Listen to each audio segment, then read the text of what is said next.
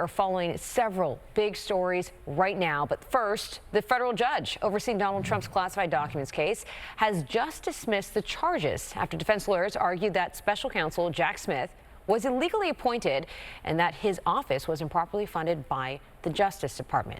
Fox 5's Morgan McKay joins us now with the very latest on this. Morgan, an astonishing ruling, a very big win for Trump's legal team. How did this all come about?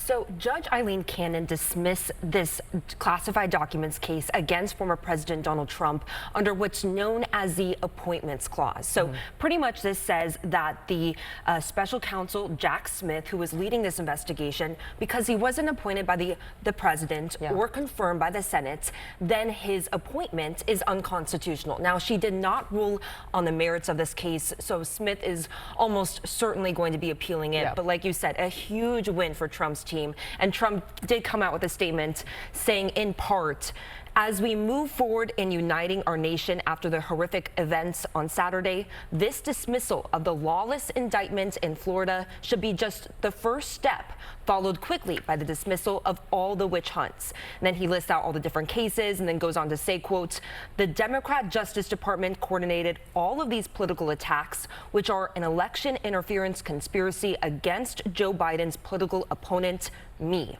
Let us come together to end all weaponization of our justice system and make America great again. Very interesting. As you heard, Justice Clarence Thomas is the one who originally brought this up. And I know that Jack Smith was trying to fight back against that and saying this is not illegally appointed as this position.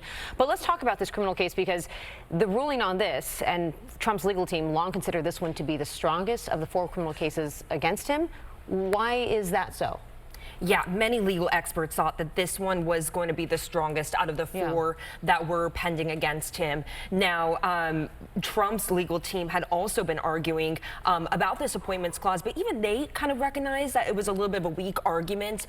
Independent prosecutors have been appointed like this before, including under Trump's own presidency. So this was a bit of a surprise, I think. But like you mentioned, when that Supreme Court ruling came out, there was a footnote with Justice Clarence Thomas that sort of mentioned and referred to this. So this sort of appointment. So I think this is maybe where it stemmed from, but we're going to have to keep reading it as it comes out. Not to mention, during this, Trump was on audio saying, I got these classified documents right here. But so, you know, that's like a smoking gun there. But let's talk about boxes of documents everywhere. I mean, this was like you said, kind of open and shut case right there. Well, what does this mean down the road for Trump's legal team, especially when we're looking at his involvement in the 2020 overturning of that election results? Like, what's going to happen now as we look towards the election?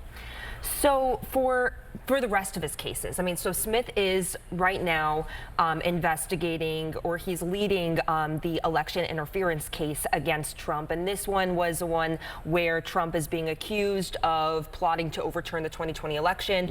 Now, it's unclear at this point where this all stands. We're not sure what's going to happen next, what that judge will do for that case, because different judges. However, you know, this is going to have an impact, and Smith is going to be appealing this, and this could very likely end up in the Supreme Court's hands again. We'll see what happens. For now, it's pushed down the road. So thank you so much for joining us. We're a lot of breaking news happening now in the past couple of days, and you're going to be with us every day this week as we talk more about stuff.